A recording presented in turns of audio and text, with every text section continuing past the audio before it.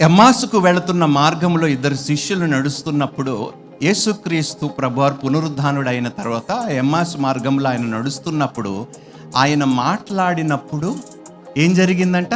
వారు హృదయాలు, ఇన్ని వాక్యాలు విన్నా మన హృదయాలు మండటం లేదంటే ఏం చెయ్యాలబ్బా? ఇంకా ఇన్ని వాక్యాలు విన్న తర్వాత మన ప్రార్థన జీవితం ఒక మంట వలె ఇంకా మారలేదనుకో, ఏం చెయ్యాలి?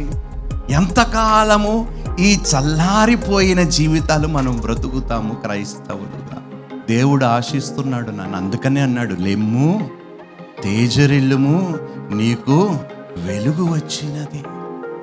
ఆ వెలుగే అగ్ని, ఆ అగ్నియే దేవుని వాక్యము. ఇంతకుముందు వాక్యము లేనందుకు చాలామంది నశించిపోయారు.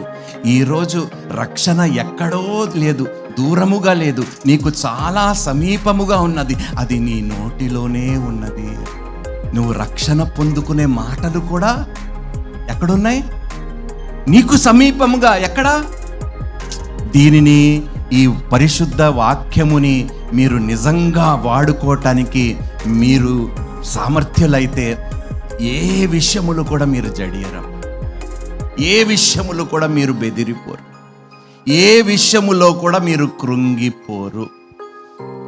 అగ్ని నా చుట్టూ ఉన్నంత వరకు, నన్ను ఆవరిస్తున్న వరకు, నా బలహీనతలో కూడా అపవాది నన్ను శోధించలేడు. హల్లెలూయా.